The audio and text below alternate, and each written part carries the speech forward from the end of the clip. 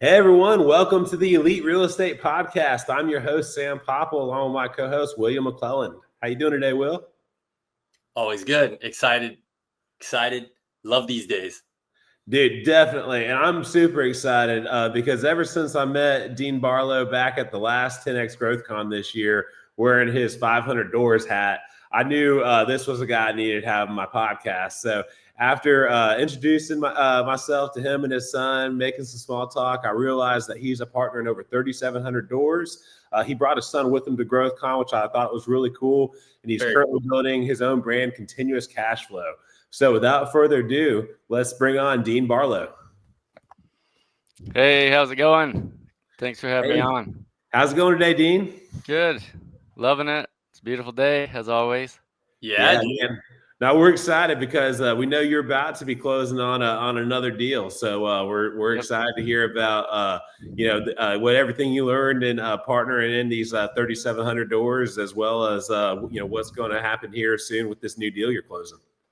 Yeah, love it. It's exciting, learning a lot for sure. Yeah, awesome. Just always being open to learn, man. But just like how we always do, we're going to jump right in. We're going to get to learn a little bit about Dean, who Dean is. What was life growing up? Are there any key experiences that kind of influenced you to lean into 500 doors, 37 collectively? What is Dean's purpose, that entrepreneurial spirit that got you here? I would say that has everything to do with just the whole growing up. The more I think about how I was brought up, it was all family. Mm-hmm. Uncles and aunts and cousins and everybody working together, which is, I don't think it's as common nowadays, but maybe on a smaller scale. But growing up, it was large scale. Mm-hmm. You go with one person on one week and you go run equipment. One person another week, you drive semi truck from LA to Vegas. and the next week you'd go do plumbing, and the next week electrical. And so I started looking back, just over the past probably 20 years, I've done a lot of reflection. And every key piece of what I incorporate in my life now is just a small bit that I brought with me from childhood. So I always say I could build a house from the ground up. Tell us a little bit about that. Like, okay, so every trade, it sounds like, even hauling dirt, like finding where you need to go, get the dirt, or even, pumping it out, making a retention pond, taking the dirt, whatever it needs. You said you're all about family, you're hopping in the trucks with your uncles, your parents, etc. Take us kind of through that journey for some people that maybe haven't had that same experience. Yeah. So, just at a young age, I went to work with my dad instead of going to school. My dad was a believer that you're going to learn regardless. So why be stuck to a classroom? But cool. There was also classroom. So it was a good trade-off where instead of just being stuck there so much that you start refusing the information. Mm-hmm. So, doing plumbing with my dad as a young kid, and then, do that for a week, go with an uncle for the next week and go drive truck and see the countryside and learn. So it was a gradual process, but sure. In that you take away one piece. Oh, that's how they do drywall. oh my gosh, they're hanging some doors. I've never seen that little piece before. How they put the knob together. Simple things that seem insignificant. You open a door 100 times a day and you never thought about it. No, you make a great point there, because there's so many. I mean, have you ever tried to break it down of everything that goes into a house? Because when you're building a budget, it's pretty high level. But you're nitty gritty, especially you being, overseeing and doing project management and being in every trade. You have to be there every day. You have to check things because there's so many people coming in and out of a house, right? And then there's so many things that go into a house. It's crazy that every day we kind of take that for what it is, and we're just walking through the door, going in, opening the garage, no problem, pulling the car in, whatever it might be. But someone did all of those steps. Yeah, back then you would have never thought of it on paper, right? But now, fast forward years and building businesses where you have to break everything down, like you said, as an estimate. then there's hundreds of items on one thing for one house door, not the door specifically, but for one door, if you call it a house door, then there, yeah, windows and carpet and trim and paint and lights and switches, and you go on and on. Yeah. Yeah, So dude. before you got into real estate, what other career or business ventures were you involved in? And then like what all did you take away from those that helped you become better in real estate? So at a young age, I started driving truck. I was actually up in Canada driving truck around, I was probably 17, and that was a huge eye opener. Hadn't Really? even thought of real estate yet. Oh, wow. And here I found myself driving semi truck, riding along. Of course, I wasn't legal to drive yet, Yeah. so I was learning a lot, but as an apprentice. Hey, so tell us a little bit about that. So you're in Canada, you're riding on these. I mean, what is it like driving in Canada across that country? I mean, It's crazy. Their roads are. I always thought they were more crazy. I don't know the specific rules and stuff, but where in the U.S. you would cut a bridge through to flatten the road to a certain angle degree, then they just slope it right down the ravine, and you better hang on like a roller coaster. Fully loaded truck, 80,000 pounds, hauling. We were hauling wood chips at the time because there's a lot of timber and stuff up there, but that was wild. But as a young kid, and you never seen it, never done it, you're definitely gonna get your eyes open to a few things. Just riding the brakes all the way down the hill. Pop it in neutral. Let's go. Yeah. So how did you get into that scenario? I know you family. Family. Okay. Yeah, family. It was like, hey, somebody's up here. They got a division. They started a new trucking. One part of their division is up there. Some of it's in Salt Lake. Some of it's all around the country, and they needed help up there. So I went up there, and of course I was at a point in my life where I needed some help too, so it worked out. Dude. But there's things you never forget, just where if you grew up, and this is what I wish for my kids and other people's kids, is to be able to break out of the monotony of every day, same. If it was they were just going to school and all they've ever seen is their one town. Because if you ever go on a family vacation or a trip or anything, and you're just like, what? I didn't know that existed. I didn't know you could do that or whatever it is. So it was I'd say it was a culture shock for me because they talk different. Their gasoline's different. Their potato chips are different. Everything that they do is different in Canada at the time. How long were you in Canada? Off and on for probably a year. It wasn't that long. Okay. And it was really just so because I wasn't a citizen and all that. So we'd just go up, we'd get loaded, come back, and haul across the border. Sure. So what an experience. Yeah, it was definitely an eye opener for a young guy like me at the time. So what kind of led after that year? Take us through that into that progression. After that, I kind of just started wanting to do stuff on my own. I wanted to be, I didn't want to do what everybody else was doing. I didn't want to follow, So I was trying to put my pieces together, unbeknownst to myself. I just thought I was going to rebel from what everybody wanted me to do, and I was like, okay, I got to do my thing. So, even though looking at it now, you're like, your thing really relates back to all of that, right? 100%. Yeah, it was using it, but at the time, if you're in it, you're trying to break out. Like, just I can't handle anymore. I need to do my own. Yeah. But then you're always reaching back. Okay, past experience. What did I do? Who did I do it with? Who do I know? What can I draw upon for inspiration? Dude, so then is that kind of that molding point that broke you into the field? Like, no, there was much more between there.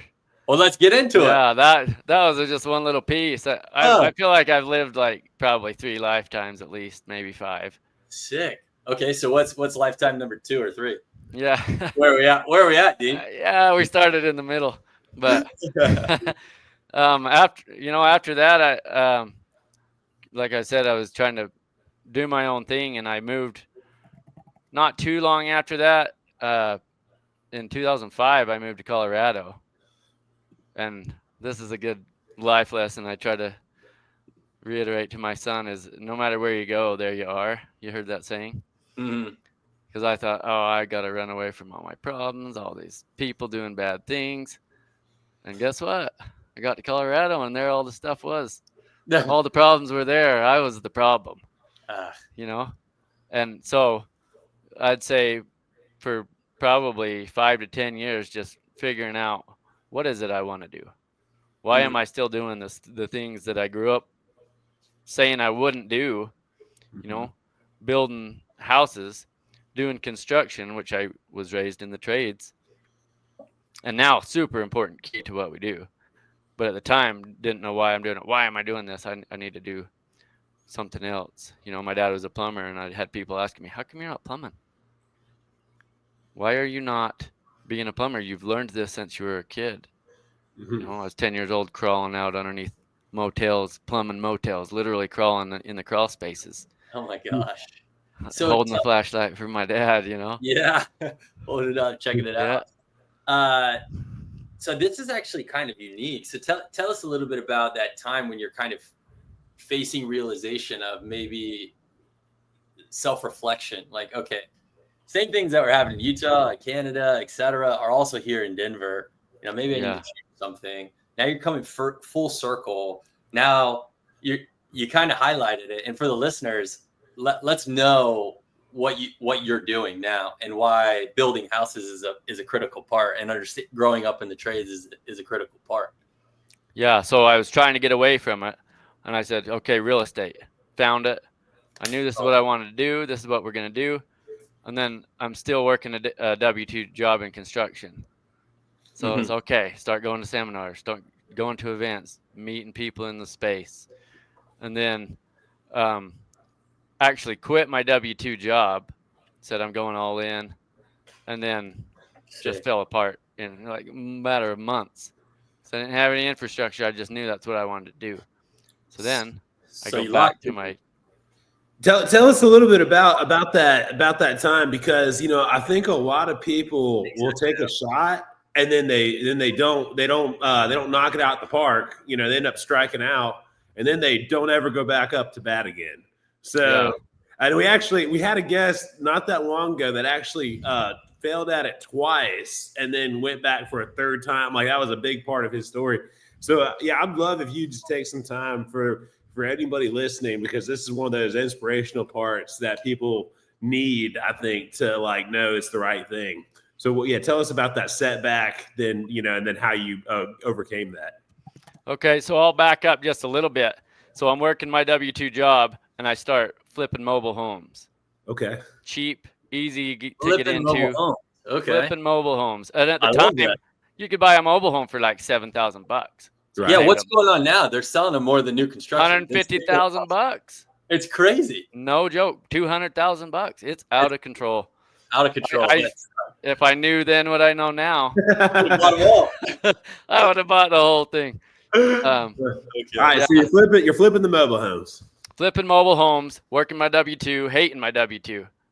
Okay. But but then I got all these problems in the mobile home space, which to me it was just like, sweet, there's a flood. It gets me out of work. I'm going over there, and that's where my head was at. But so all this time I'm thinking, how do I get out of my work and my W-2 job? Because to me that was the bad thing. Which now looking back, that was where the money was coming from.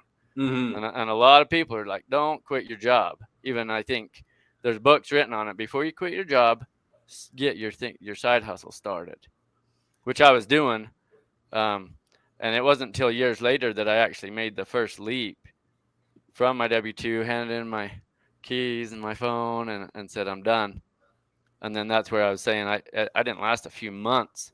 And then I came back and said, hey, can I get my job back? It was humbling, Yeah. Right. So what'd you try and what went wrong in that first attempt?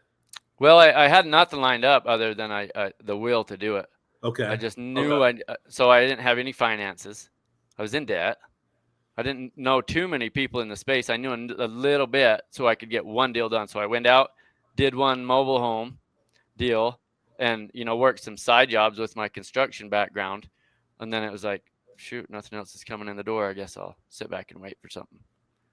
There's no sit back and wait in business if you know anything about business. Yeah. You got to bring it. You got to attract it. Especially in this business, because no matter what piece of real estate you're in terms of the space, Will and I are doing a lot of new construction right now, and we're constantly looking for lots, and it's it's a constant deal of we got to be putting in the work for our funnel to keep staying full. Otherwise, if we take a month off of doing any knocking, then 2 months later our funnel's dry, and we're sitting on the sidelines waiting. So it's like, everybody in the space who's successful will tell you that no matter if you got a deal in the works, you got 100 deal in the works, you're dry, you got to steady be filling the funnel. No, and that's a good point in any business, Sam, you bring up, because I know kids, young guys trying to hustle right now, and they go out and they'll do just like I did at the time. And there's specifics in mind that I'm thinking of. They'll go out, do hustle, and then the weekend shows up and they're like kicking back. I was like, what are you doing? You're already a millionaire? Yeah. So why are you taking the weekend off? Like you've heard. Yeah. And I'm like, let's go to work. I'm trying to pick up any extra little thing now. Of course, at the time, get a boat, go to the lake. As a young kid, you want to just enjoy life. But to me, I do feel a lot more productive when I'm busy, when I'm achieving, when I see a check hit the bank. That to me, that's exciting and successful. No doubt, for sure. And then so today, you've built an impressive 3,700 doors plus. How did you get started in multifamily? And tell us about how you started finding the right syndications to get into. Started with $5,000. One of the mobile home deals that I had sold, and I had gone back to my W-2, so I never really finished that. I left the W-2, came back, left again, got a little more built up, came back to the same W-2, and then the third time I was like, all right, I had finally built up finances and tools and contacts, and I mean, if I was the age I am now doing that, I probably wouldn't have gone back up to bat like you're saying that third time. But my son was born at the time. He was like 1 or 2, and I had this insatious drive of like every day I couldn't even think of anything besides I have to do this because I cannot be stuck to someone else's time and schedule when he grows up. So I think that's good. I want to, before you go on, because I think you're on a solid track, but I do want to highlight for everyone that you were able to go back too. So even when you're moving up, make sure you don't burn any bridges. Never burnt the bridge. Yeah. Came back and renegotiated each time.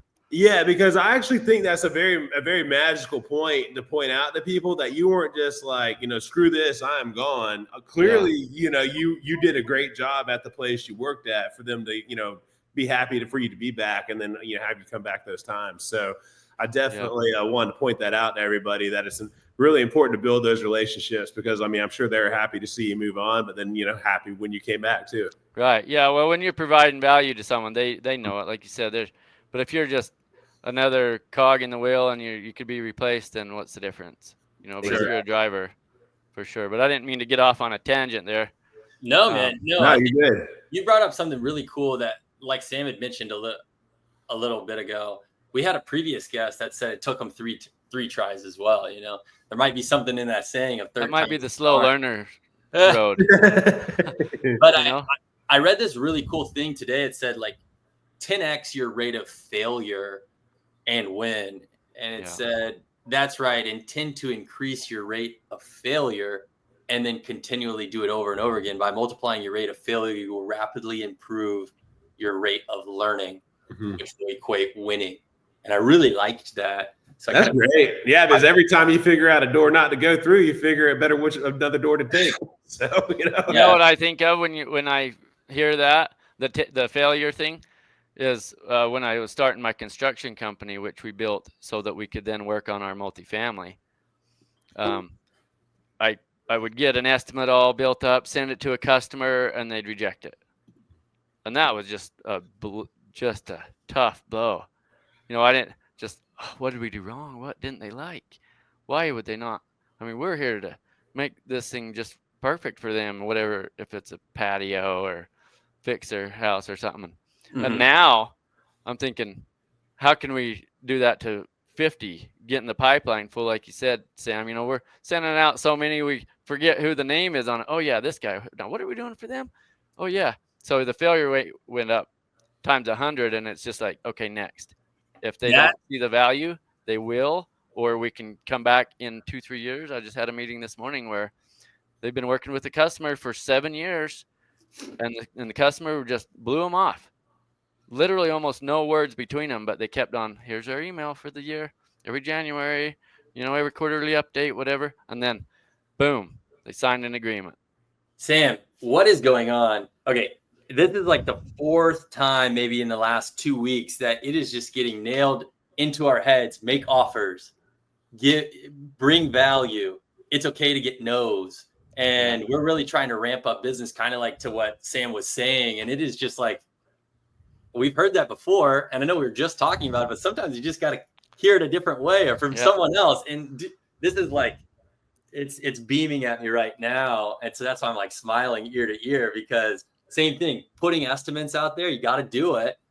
So you can fill that pipeline, because you're going to get 50 no's, but you're going to get, let's say, 10 yeses. But if you were only doing 50 estimates in the whole year and doing 10 jobs over the whole year, it's less than 1 a month. Now you're saying you're doing it weekly. And so it's just that multiple scale. Yeah, you are still getting those 40 no's. But I need to do that. Sam, we got to sit down. We got to just shoot out some offers. I think it's the whole mindset of when you're writing up the estimate, right? Yeah. I used to dread getting the no. Yeah. Now I even joke about it. Sweet. Did we get a no? Oh, dang. They said yes. But we want it. But instead of dreading it so bad, I'm just like, next, Next. I love it. If it's good for them, it comes. How can you get into that right mindset of understanding that? Because it's hard to hear no's, Just have to. The only way that I know of is the failure rate. You have to get through those 10,000 no's to get to where it's like, you don't hear it anymore. You're not focused on it. It doesn't hurt. It doesn't click. No doesn't click. Salesmen that are just, you're like, whoa, bud. Where they just, no is not in their vocabulary. They're like, sure. No, okay, yeah, sure. When do you want to? You're like, did I just say no? It just. That's funny. So there's a little bit of truth to that, I think.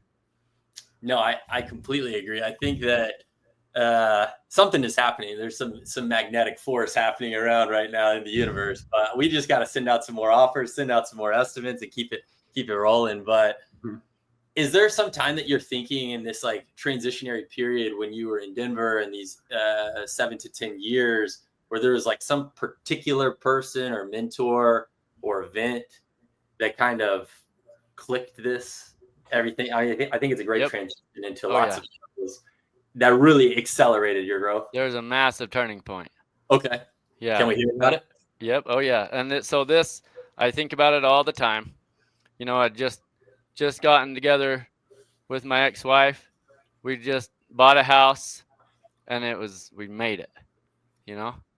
We were there, right, dead smack in the middle class. We had a boat and a kid, and we had income, and here we are. And then my neighbor brought over and says, "Hey, I think you should read this book." And it was Rich Dad Poor Dad. Love it. And I just blew my mind. And now it's so cliche. Everybody talks about Rich Dad Poor Dad, and it's been around for 100 years. Yeah, people say that, but it really isn't, because it really has been the gift that's given so many people the knowledge about how to really make the most out of their life and and their time and their money. So it was life changing for me, 100%. Because I love hearing about it. Yeah, everything from the book references in it to, my stepson, I used to read that to him. That was his bedtime stories. That's cool. That's for cool. Probably 3 or 4 years. That's cool. And now that's in his head. He's like, I'll never be an employee. That's awesome. That's awesome. That was 2012. Okay. So that was the turning point. read the book, still have the book, bought every other one, bought everything to do with it, been on every, thing to do with real estate, and it all just kind of started from there as far as the real estate game. That's so awesome. 2012, we're at 2025 now, so yeah, dude. You're putting in the time now, man. Putting in the work. So what have been some of the biggest challenges that you faced, early on, and how did you overcome those? I think we already kind of talked about them a little bit, but like what do you think was one of those bigger ones that was like hard for you to overcome to really start, getting it?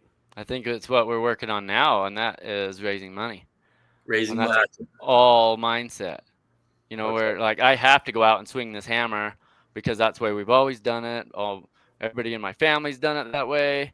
And so we have to physically, not mentally, we have to physically get out there and make this happen, which is to an extent a great way to just blow through any kind of barriers. But mentally, you're still stuck with the same old pattern. And so now this is why we're only now getting to the raising money part so many years later. Instead of starting with it, should have started with it. And all that is contacts. And I absolutely can raise millions of dollars by talking to you guys who know people and going to events, and all you're doing is talking. Some of the best money raisers that I know literally just talk. Let me tell you about my deal. I just met with a guy last weekend, and oh my gosh, this is so cool. I've known him forever. I actually used to work with him setting tile. And this is a great point because it was just a dead end road in my head. Just go to work. This is way before Rich Dad for me. And go to work, same old thing. But he was building a business, and now we fast forward 25 years. I hadn't seen him until last weekend. And he's doing massive stuff, big stuff. And you know what? The whole time, he took his time out of his day to come meet with me, answer the phone. And we spent probably an hour together. And I was just watching him. All he did was talk. His excitement and enthusiasm about every little detail about what he was building, multifamily on a huge scale, and the doors and their, they're etched glass and these locks and the floors and this team is really great, and just all his excitement about it. I just was like, I wished I recorded it, Mm-hmm. But that's all he did was talk. Yeah. And so that right there it is what I see most successful money raisers doing. Exactly that. They're just talking about their deal. They're doing their deals. They're confident about it. They know they can do it. Hey, if you want in, let's do it. Let's go. Not, oh man, I wish I could figure this out. Well, yeah. There's that doubt, and then they doubt, and then of course they're not going to do anything. The deal's done. Yeah. So I think that's something really interesting because you've been in so many facets of real estate. Like you said, you met this guy 25 years ago, and you guys were working a trade laying tile.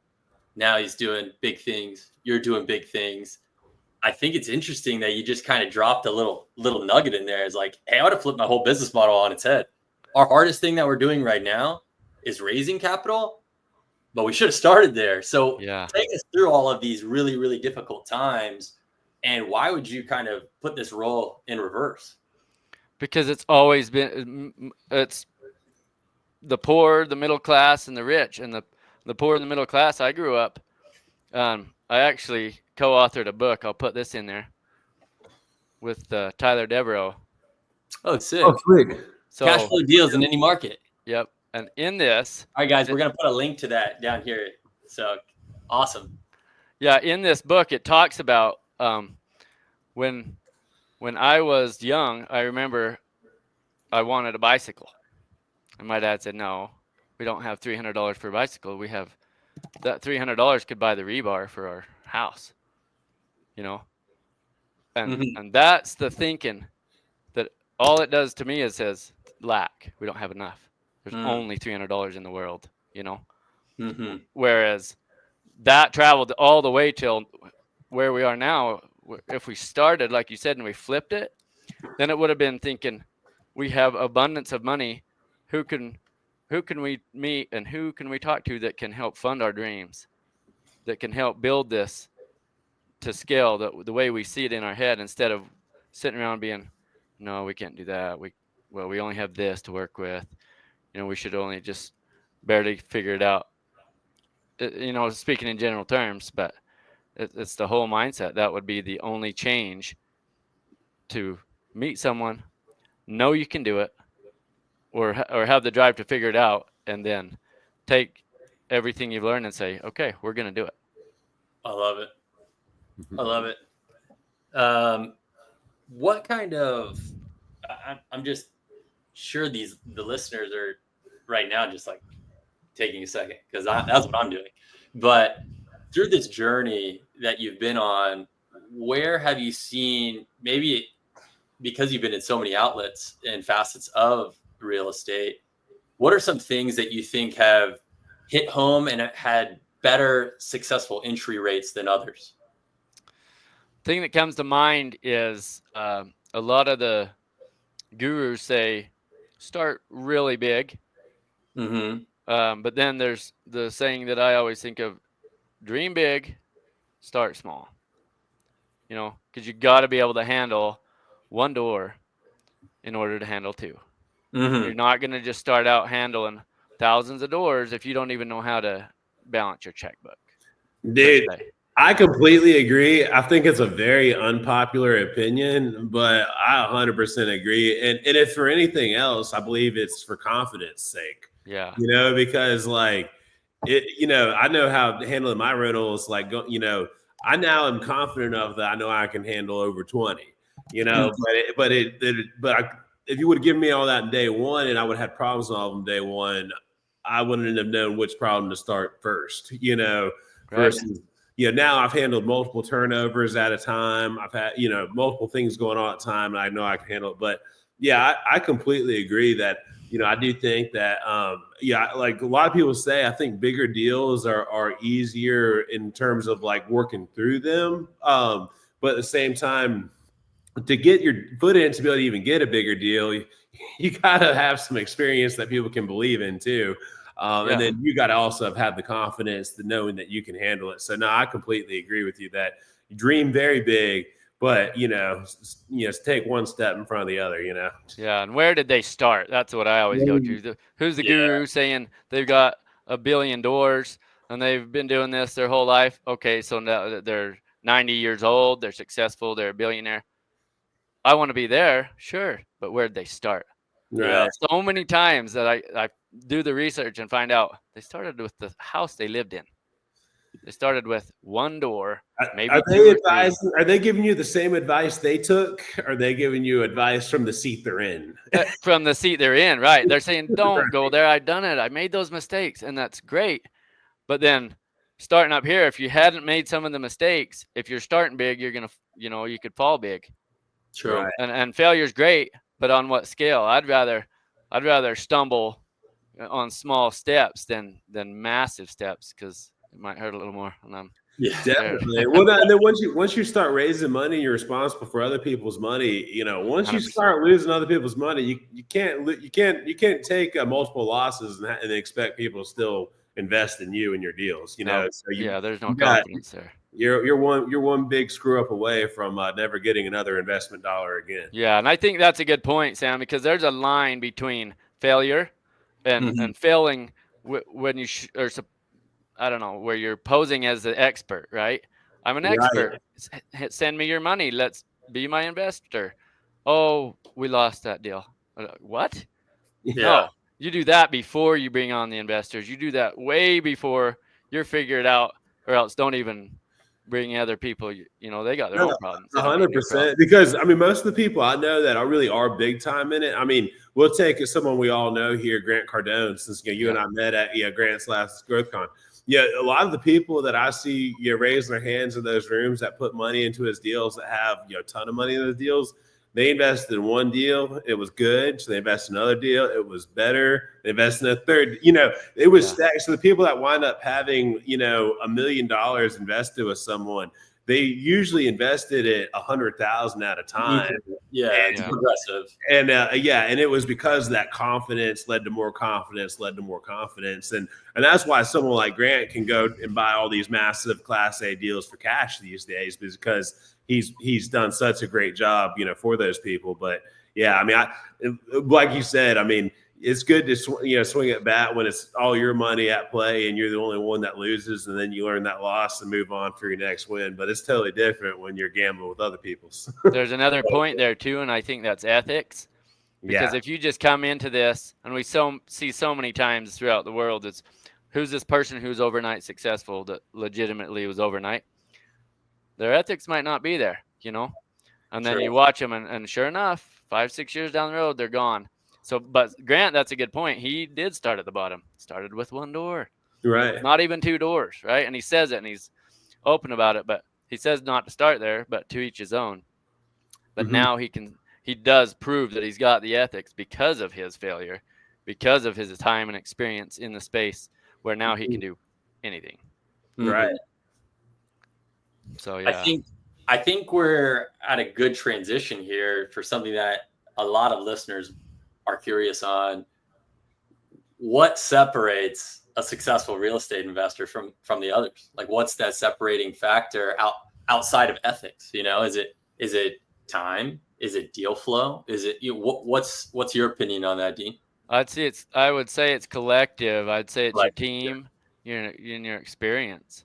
Something I've loved, and I don't mean to interrupt, is how many times you've mentioned team.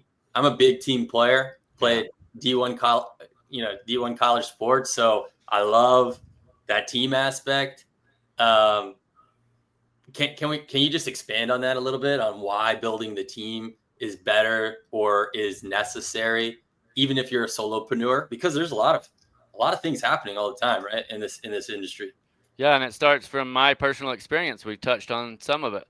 I've been the solopreneur. Go out, do everything yourself, from the meet and greet to the phone calls to the emails to the repairs to doing gluing floor tile down on the weekends and all that. When you had no one there and you're showing the place at noon and you got to have it fixed, so you're the contractor and you're the rep and everything. There's no team. There's no I in team either. And so that's what I've learned is, okay, now, we have a broker. Great. Who do you know? Oh, we have legal on board. Okay. Who do they know? All right. So now we've got acquisitions. Okay. Who do they know? And so it's all important. There's no way. I think a lot of people say it a lot of different ways, but successful people didn't get there by doing it themselves. Not one of them. I think something that Sam and I can relate to is we had a meeting about, I don't know, it was maybe just a month ago, Sam, and we met the right people, and we've already put together 2 deals with those people, Right.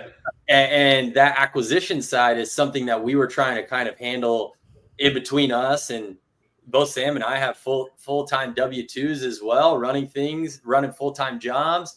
And we realized, like, hey, we can do this, but maybe it's time this is the best money we can spend, Well, I actually want to add on to what Will said too. The guy actually liked how Will and I work so well too, that he actually even wanted to be more involved with our team.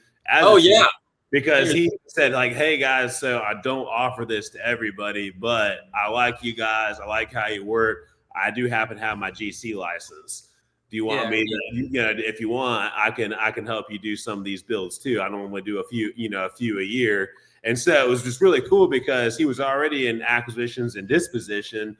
But this guy actually has a really full construction background based on, all the land sourcing he was doing for a lot of, much bigger build. Like Will and I are minnows compared to the sharks that this guy really sources property for.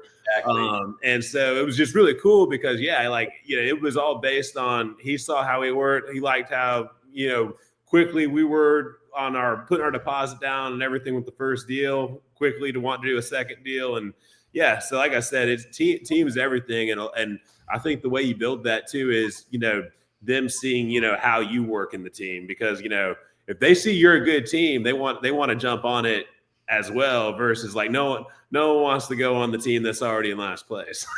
Right, and what I think of is you see young people starting out and they want something so bad, but they're not in a position to know what good is. What a great deal is, or a good team member. So when it comes, what'd you do last weekend? Oh, talk to this guy. And it's nothing. This person came and left, and it's like, this is the person. That's who you need to oh my gosh, what are you doing? You know, Well, and where for young people listening, my personal opinion, Dean, you let me know if you disagree with this, but I think a lot of the people coming up today don't want to give as much in early on as they need to, in order for them to be given to, they just 100%. want to come in and just, take on, on the I don't information. even think they mean to. Yeah, I'm not That's saying, the part that's kind of almost sad about it is they think I just need all this stuff. 100% It's like, agree. what have you done? Yeah, but it's I think that a lot of people, especially when you're going to someone who's so far ahead of you, when you're blessed, that person give you time. I think you also got to kind of go in the attitude of like, well, where can I help you, and be willing to help. Give first. Yeah, give first is an important aspect, I would say. I think give first and then be open, ask questions, right? I think something you mentioned earlier is like finding that coach. You dove all in, you read Rich Dad Poor Dad, right? And then you said, I'm buying everything, I'm doing all these, I'm going to the meetups, I'm doing the right thing, I'm shaking the right hands. But without being willing and open to do those things, I think a lot of people just block off potential business. No, I know that. I have a theory.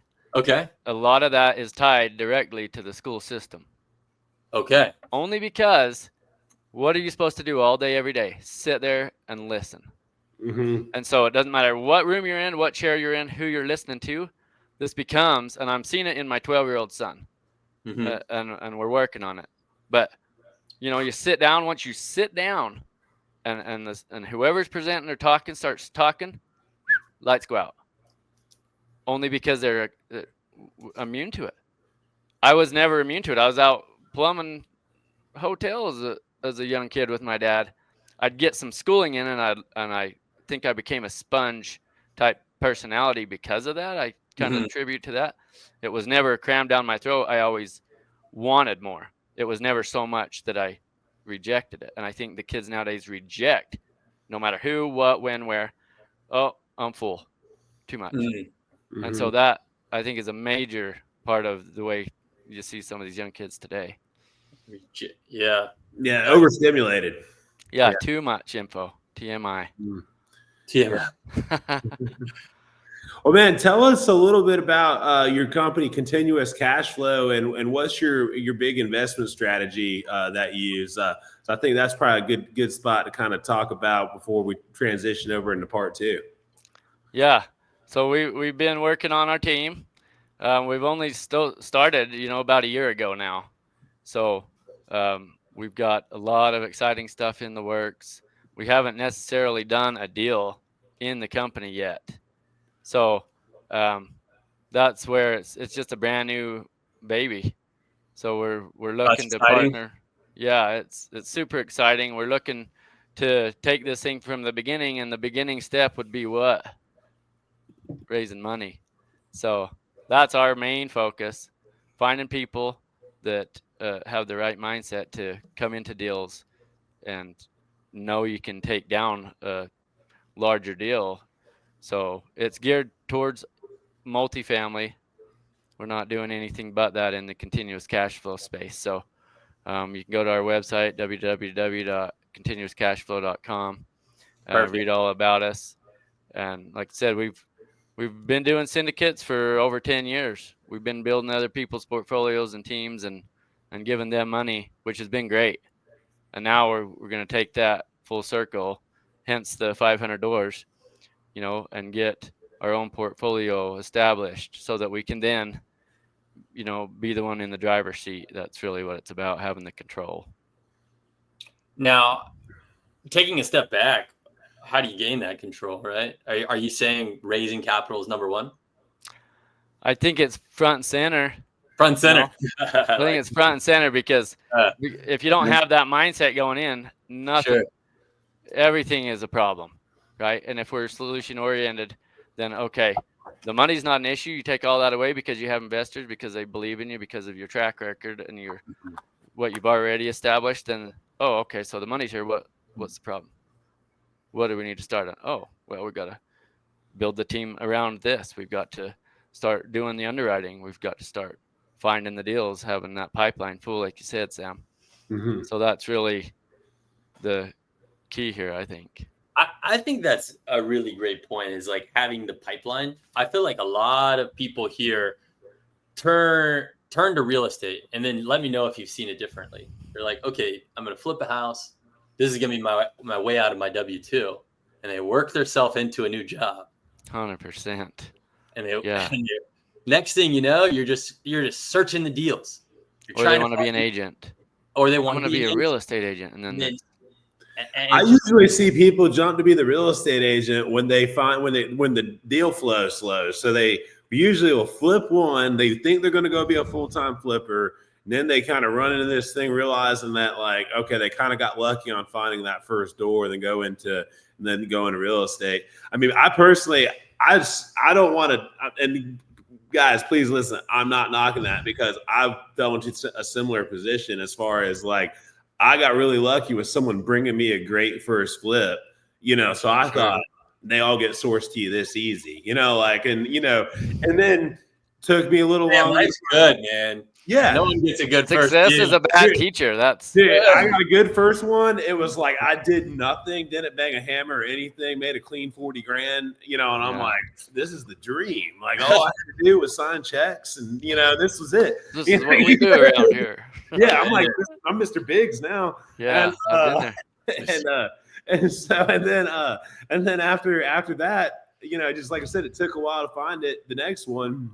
And then that's when I really realized that deal flow is everything. And I mean, as far as, initially followed strongly by capital, because if you really, those are really the two you got to have. One without the other doesn't work. You got, deal flow without capital. You got all these great deals. You can't close none of them.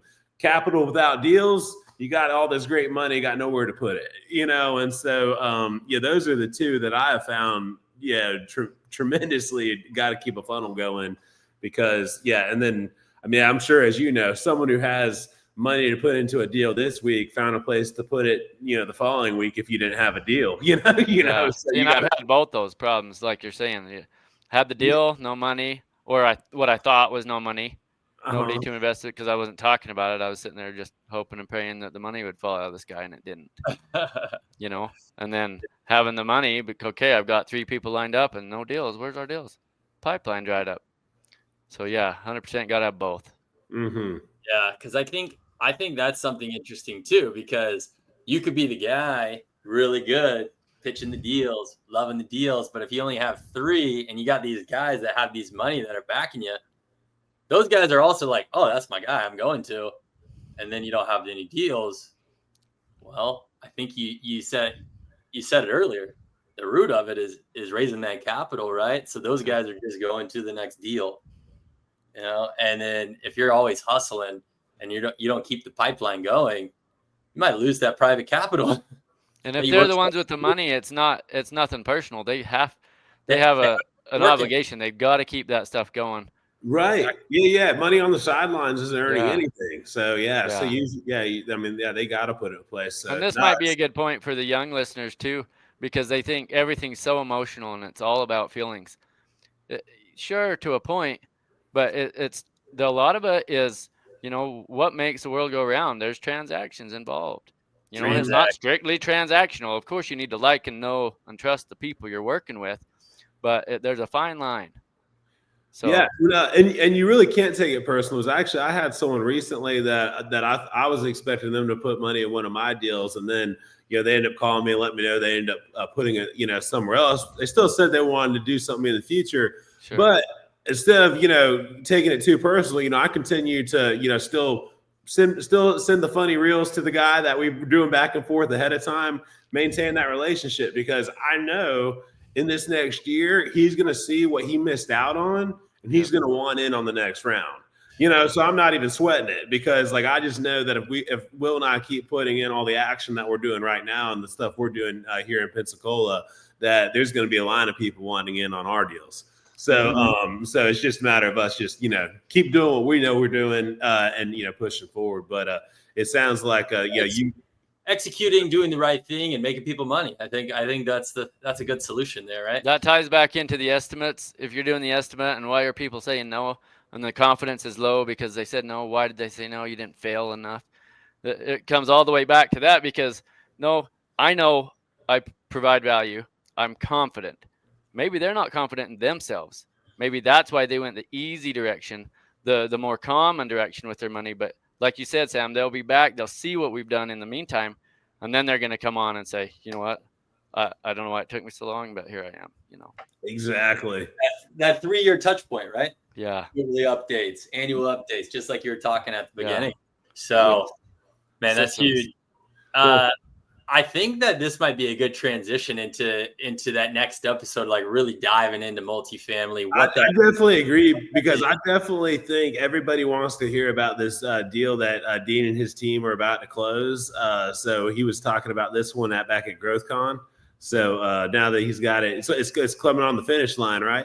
Yeah, we're probably a month out. Cool. Well, we'll hear all about that in part 2. But before we leave, I know you mentioned it before, but I want to give you another moment to shout it out again. Where's the best place people can get in contact with you if they want to learn about the deals that you have available? Yeah, just check out our website, www.continuouscashflow.com, and we've got all the information you need on there. The fact that you got that's a sick domain. Continuous cash flow. I love that. I love that. So everyone, we'll put the link down below. Continuous cash flow. You want us to route people over to your link tree and everything, and they can that'd be amazing. Yeah, let's go.